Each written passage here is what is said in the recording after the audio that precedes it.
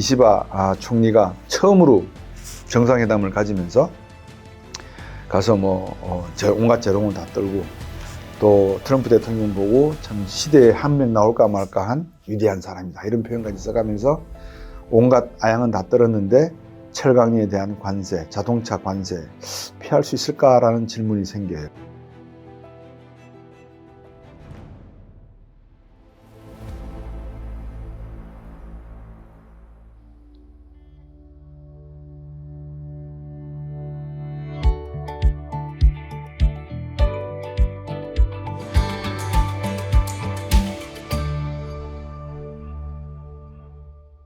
안녕하십니까.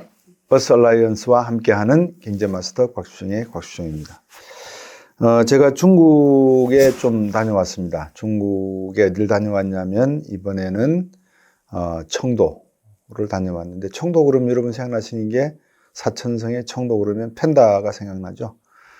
중림 와호장룡을 찍었던 세트장도 갔다 와보고 그 다음에 중국에 4대 명주가 있습니다. 그러니까는 여러분 잘 아시는 꼬량주라고 하는 그 중국의 백주를 만드는 도가가 있는데 4가지 유명한 도가가 있는데 4대 명주를 뭐라고 치냐면 이제 노주, 노교. 그러니까 여러분 국교라고 하는 술을 보셨는지 모르겠습니다만 5317인가요? 5371 술이 하나가 있고 그 다음에 오량액주가 있고 그 다음에 소봉주라는 게 있고 여러분 잘 아시는 귀주의 마오타이라고 하는 술 이렇게 4가지가 있는데 이번엔 2군데를 다녀왔습니다. 2군데를 다녀왔는데 오량액주하고 국교라고 하는 노량노교 노주를 다녀왔는데 깜짝 놀랐습니다. 왜 놀랐느냐 2군데의 종업원 수가 5만 명입니다.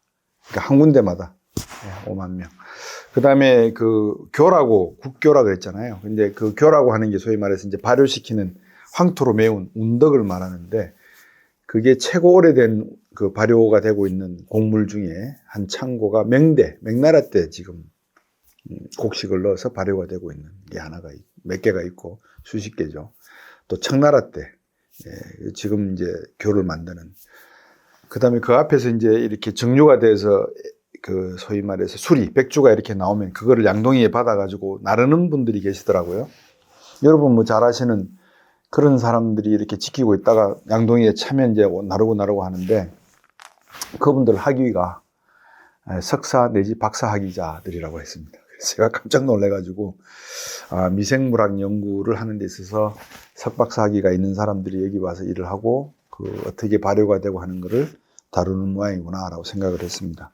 안내하는 분들 말씀도 그 정도에서 이제 설명이 끝이 나서 어쨌든 또 다른 중국을 보고 와서 나중에 기회가 되면 다른 방법으로 여러분들 뵙는 걸로 하겠습니다. 오늘 제가 다녀와서 지금 일주일째 집을 못 들어가고 있는데 여러분에게 이 트럼프의 관세 정책 전에 말씀 한번 드린 적 있죠.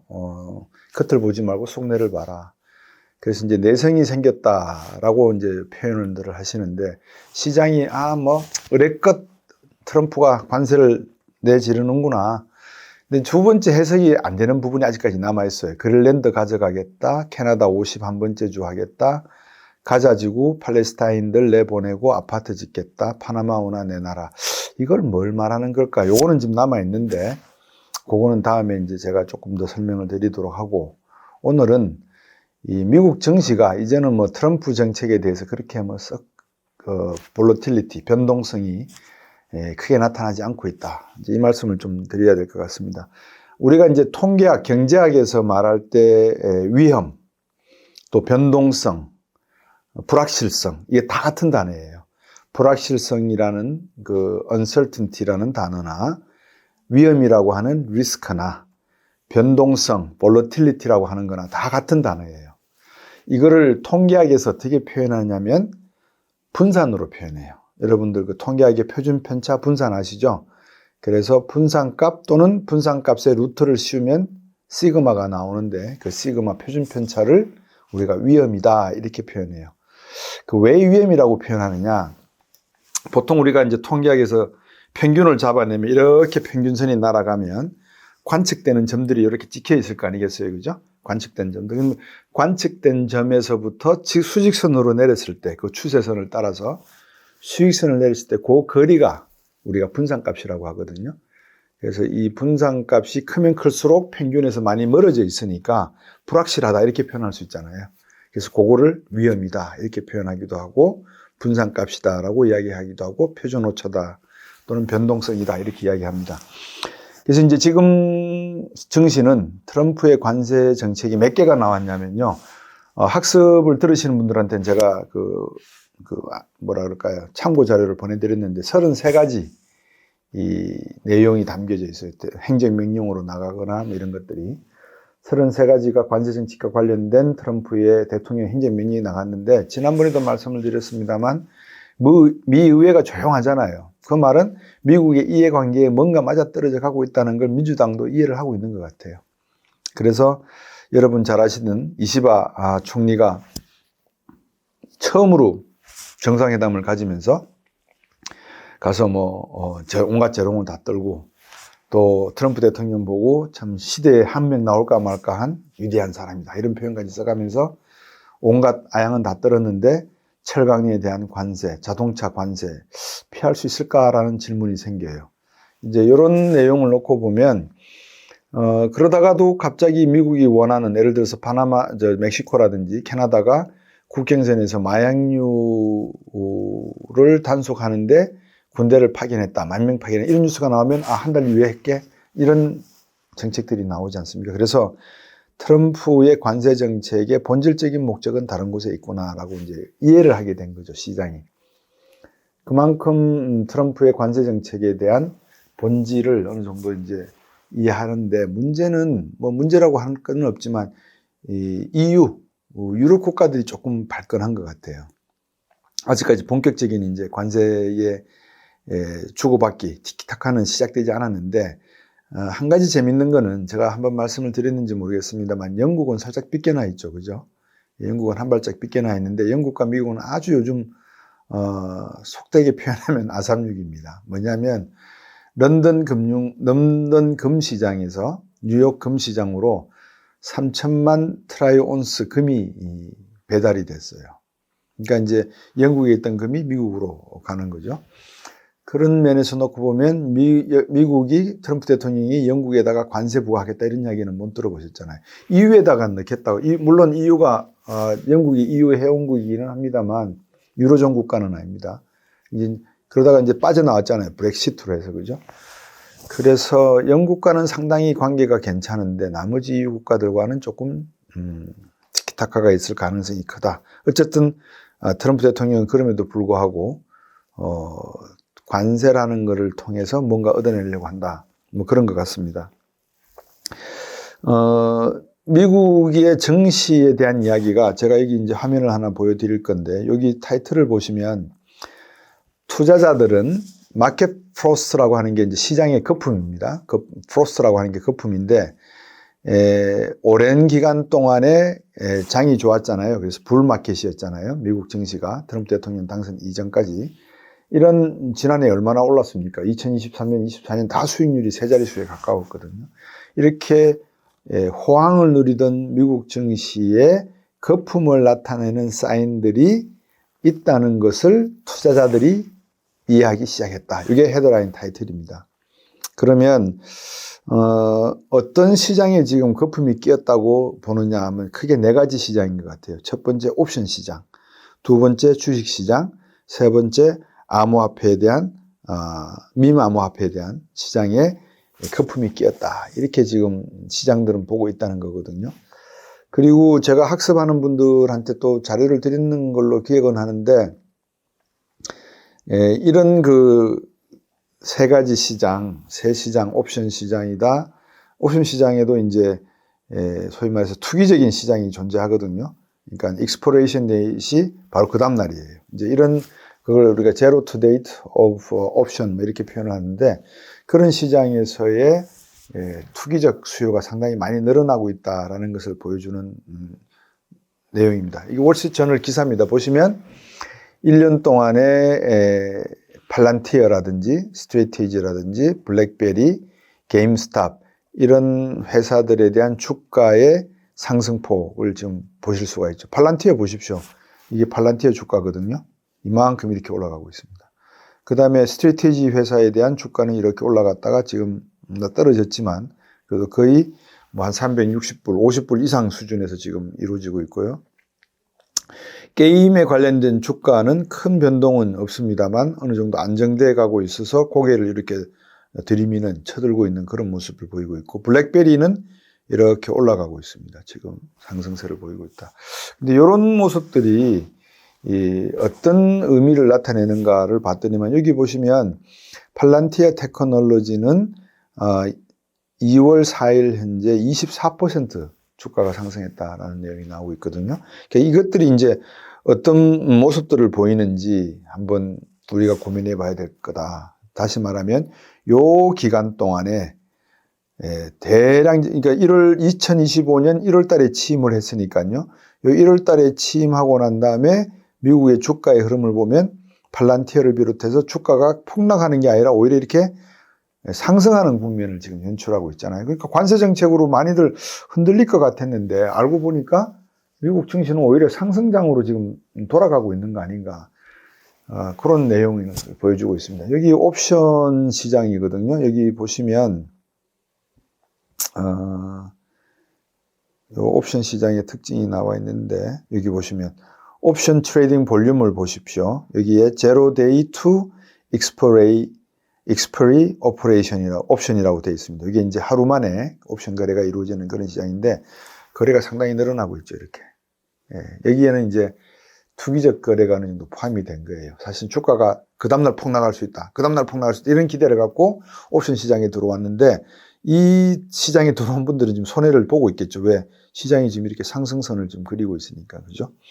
그 다음에 S&P 500 한번 보여드릴게요. 여기 보세요. S&P 500 차트입니다. 2020, 여기에 4년, 여기에 23년 계속 상승 곡선을 이렇게 긋고 있습니다. 이 그래프를 놓고 보더라도 관세 정책은 그렇게 주식시장의 핵심 불안 요인은 아닌 것 같다. 오히려 관세 정책이 발표되고 난 다음에 미국 경제는 안정화되고 가고 있는 그런 상황이 아닌가, 이렇게 이제 느끼는 주식시장은 평가를 하고 있는 것 같아요. 그러면 AI 붐이 앞으로 일어날 거고, 딥시크가, 제가 그랬잖아요. 호들갑 떨지 말아라 그랬잖아요. 그죠? 그럼 딥시크가 갖다 준 여러 가지 그 내용을 보면, 딥시크에 대한 내용을 한번 보여드릴까요? 제가 잠깐만 보여드릴게요. 월스트리트 저널에서 나온 기사입니다. 이거 역시 딥시크에 관계된 같은 날짜에 나온 기사인데, 여기 보시면 GPT-1, 2, 3, 지금 우리가 GPT-4를 쓰고 있지 않습니까? 여기에 파라메타가 몇 개가 들어가냐면, 파라메타라고 하는 거는 뭐냐면, 이제 어떤 질문을 제가 던졌을 때에 라지 모델로 그거를 읽어내야 돼요. 곽수정이 궁금한 것은, 예를 들면 트럼프 대통령의 관세 정책은 유효한가? 이런 질문을 던지면 그 질문에 맞는 빅데이터에 있는 수많은 데이터들을 따고 들어가야 되거든요.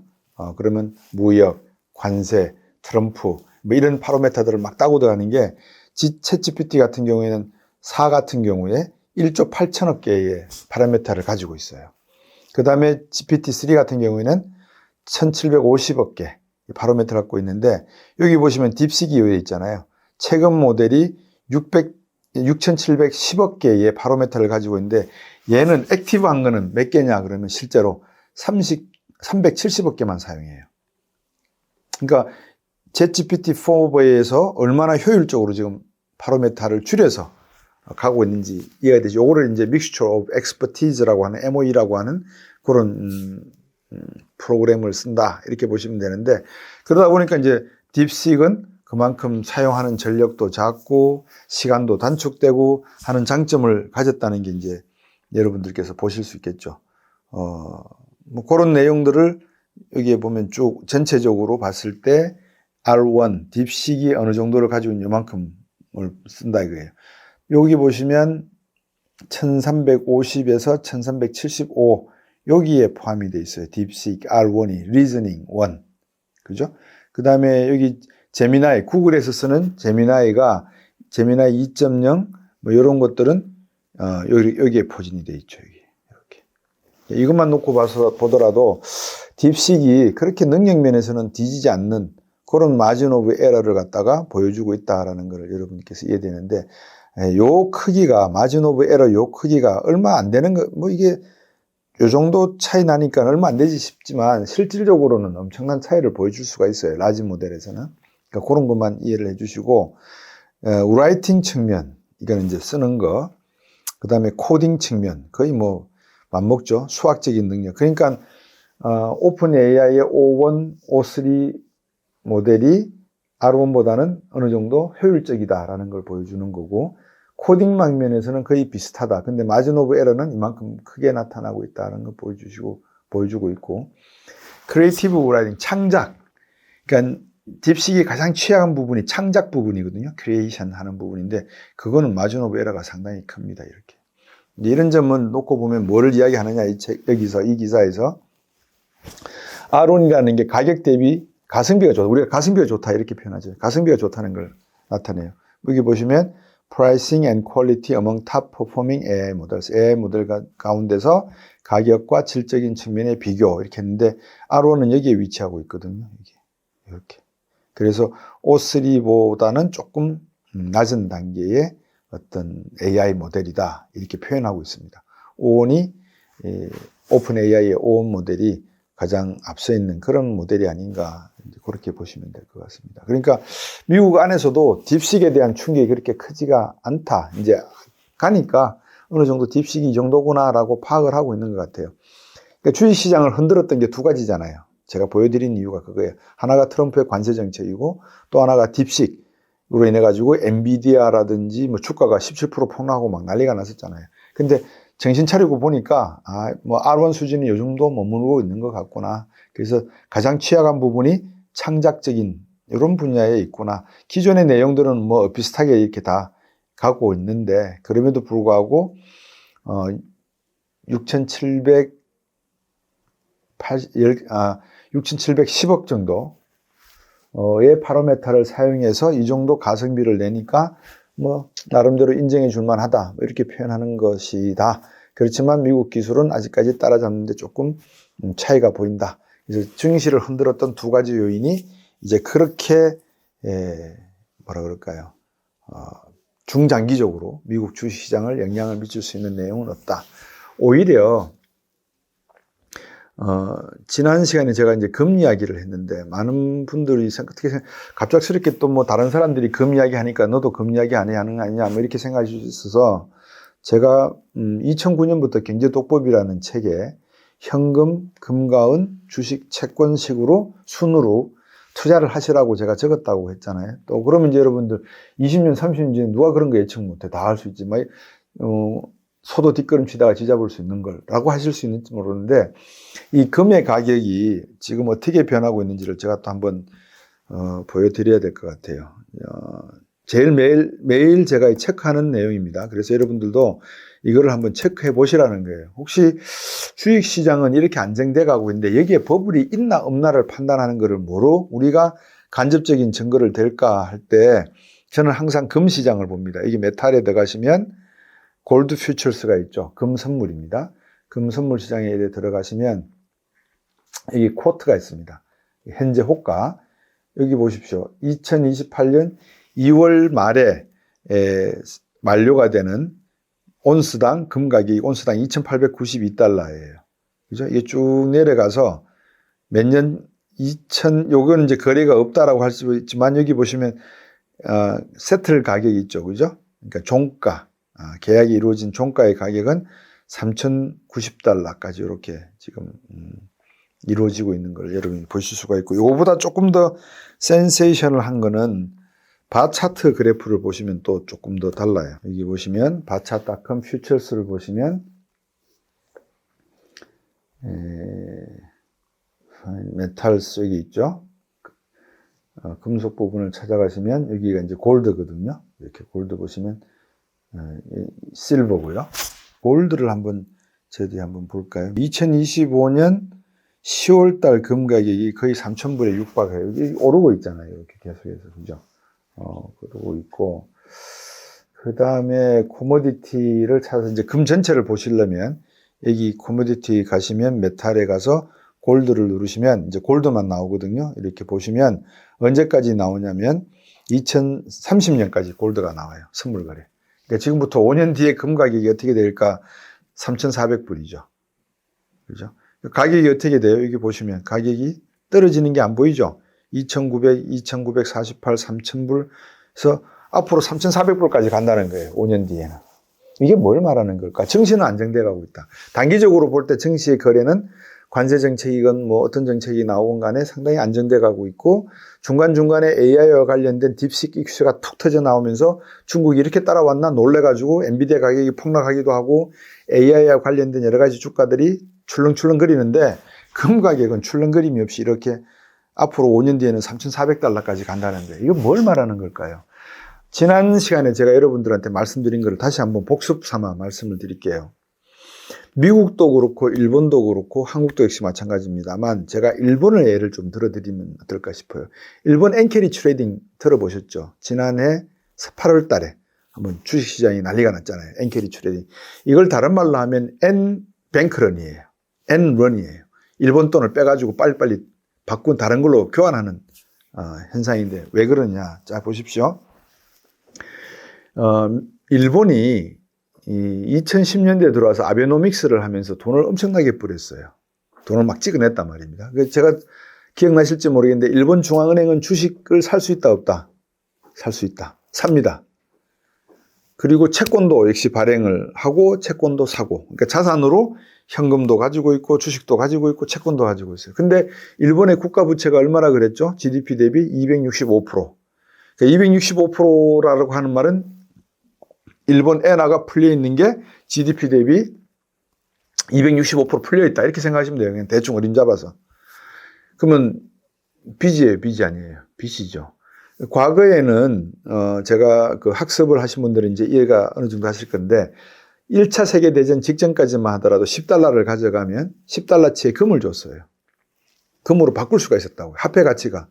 그렇게 금을 표시하는 거였어요. 근데 2차 세계대전이 끝나고 브레튼 우주체가 되고 난 다음부터 금 1온스당 35달러. 35달러를 가져가야지만 금 1온스를 받을 수가 있었어요. 아직까지도 금 본위 제도였죠. 금 태환이 가능했죠. 그런데 이게 브레튼 우주 체제가 71년도에 끝이 나고 75년도에 붕괴가 되면서 그다음부터는 금하고 달러하고 교환해요, 안 해요? 안 해줘요, 이제는. 그러니까 지폐가만 계속 발행하는 거예요. 그러면 미국 연방준비은행은 미국 정부의 요청에 의해서 무한정 지폐를 발행할 수 있다, 없다? 발행한다. 그러니까 서프라임 때도 막 돈 풀었고요. 그죠? 코로나 때도 돈 풀었어요. 똑같이 일본도 그랬을 겁니다. 아베노믹스라고 하는 게 돈을 막 풀어가지고 인플레이션을 유발시키는 거예요. 일본 경제가 워낙 침체되어 있어서 일본 잃어버린 30년 막 잃어버리니까 침체되어 있으니까 돈을 막 뿌리면 사람들이 돈을 쓸 거 아니냐. 그죠? 그래서 이제 돈을 막 뿌렸어요. 그러면 돈 가치는 있어진다, 없어진다. 점점 하락한다, 상승한다. 담보물권도 필요 없는 상태에서 돈을 막 찍어내 뿌렸으니까 돈 가치는 떨어진다. 그래서 1달러에 120엔, 뭐 100엔 밑으로 내려갈까 말까 하던 일본 엔화가 최근 들어서 150엔까지 막 고개를 올리고 있잖아요. 그죠? 그만큼 돈 가치가 없다는 거예요. 1달러에 150원. 근데 일본은 어떻게 생각해요? 일본 입장에서는. 과거에 1985년 프라자 합의할 때 일본의 환율이 240엔 정도 했는데 그때가 좋았던 것 같아. 그럼 일본은 240엔 때까지 올리게 되면 돈 가치가 없잖아요. 일본 엔화가. 그러니까 좋겠는데 수출도 잘 되고 해서 좋겠는데 과연 그게 될까? 뭐 이런 고민을 할 거예요. 근데 생각해 보십시오. 일본의 중앙은행이 주식을 갖고 있는데 만약에 일본의 경제가 살아나지 않아서 또 일본의 지폐값이 너무 많이 찍어내서 휴지 조각으로 취급된다는 되는 시점이 온다라고 할 때 사람들은 엔화를 가지고 있을까요? 엔화를 빨리 처분해 버리려고 그럴까요? 그렇죠. 엔화를 빨리 처분해서 그거를 금으로 갖고 있든지 다른 걸로 바꿔야 되잖아요. 그죠? 이게 엔캐리 트레이드예요. 엔을 청산하겠다는 거거든요. 일본 엔화 가치가 떨어지기 전에, 더 이상 떨어지기 전에. 이런 현상이 왜 일어났느냐? 일본의 중앙은행이 금리를 올리니까 돈을 많이 풀었으니까 인플레이션이 발생을 했잖아요. 인플레이션 잡기 위해서 이제 금리를 올리는 거예요. 근데 이 당시에 금리 올릴 때, 금리를 올리면 일본 중앙은행은 도움이 된다, 마이너스가 된다. 빚이 GDP 대비 265%니까 이자 비용이 엄청나게 올라가잖아요. 금리 올려버리면 일본 중앙은행이 상당히 위태위태해지는 거예요.